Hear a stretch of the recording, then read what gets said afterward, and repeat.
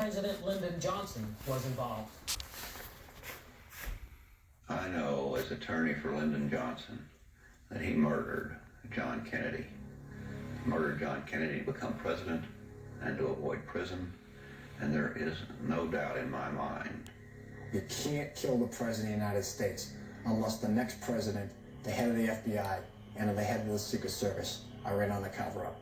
I'd like the entire world to know how I personally feel is the fact Lyndon Johnson knew about the assassination and was a part of it.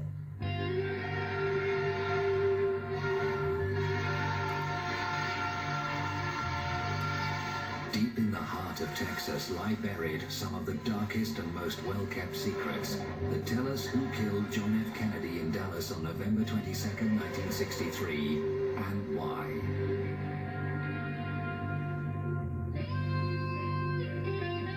Those forces of darkness revolved around one of that state's most famous political sons, Lyndon Baines Johnson.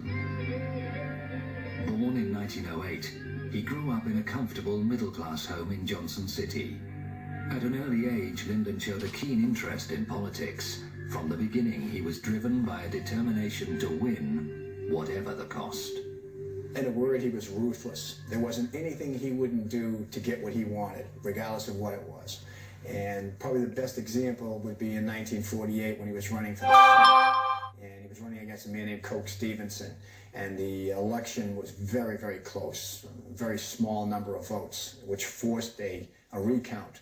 And once they did the recount, they found out a 201 vote error in a little place called Alice, Texas. And eventually they found out that the 201 votes had been added. One for Stevenson, 200 for LBJ. As a result, he won by 87 votes, and he was nicknamed Landslide Lyndon. But the real name, the name used in the backwards that didn't appear in the newspapers, was Lion Lyndon.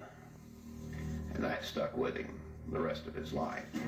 That rigged ballot became the template for a political career based on bribery and corruption. The full extent of Johnson's criminal activity only began to unravel 11 years after his death. In 1984, at this courthouse in Franklin, Texas, a former Johnson business associate, Billy Celestes, appeared before a grand jury. According to Billy Celestes, there were 8 murders perpetrated on the part of Lyndon Johnson. The first name was a man named Douglas Kinzer. That was followed by a number of men involved in Estes businesses who were corrupt, and they were all killed with carbon monoxide. Josepha Johnson's name is listed on this Justice Department document. That's Lyndon Johnson's sister. So Estes is accusing the Vice President of the United States of murdering his own sister. And the 8th name listed is the President of the United States, John F. Kennedy. And then there is a promise of knowing more. And if Billy Celestes is telling the truth, and there's every reason to believe he is, it gives you an idea of the depth of the corruption and the ruthlessness of Lyndon Johnson. According to Estes' written testimony, that murderous cycle began in 1951 in Austin, Texas, at this downtown golf course known as Butler's Pitch and Putt. The killer was a Johnson henchman called Malcolm Wallace. Malcolm Wallace was born and raised in Texas. He was Texas bred, Texas educated, a very intelligent man. And when he graduated from the University of Texas, he was evidently recruited by Lyndon Johnson, and he was given a job at the Federal Department of Agriculture. John Douglas Kinzer, the golf pro at Butler's Pitch and Putt, was having an affair with Wallace's wife and with Lyndon Johnson's sister. Lyndon Johnson's sister, Josepha, was an alcoholic. She was a drug user. She was sexually promiscuous. She had loose lips. And who knows what she might tell Kinzer or others about Lyndon Johnson's political shenanigans. Malcolm Wallace walked into the Pitch and Putt golf course in Austin, Texas, and shot to death in cold blood John Douglas Kinzer. Kinzer died here for his indiscretions. Wallace was soon arrested and went on trial in Austin 3 months later.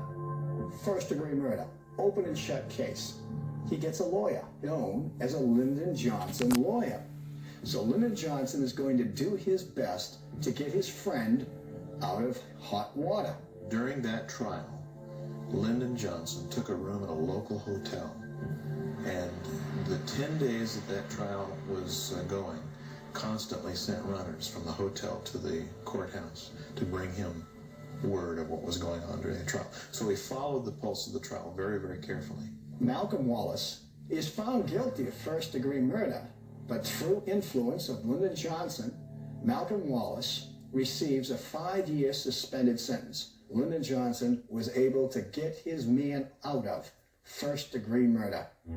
Much of the control Johnson exercised was acquired through an early alliance with a fellow Texan. Edward Clark gained unrivaled power in the late 1930s.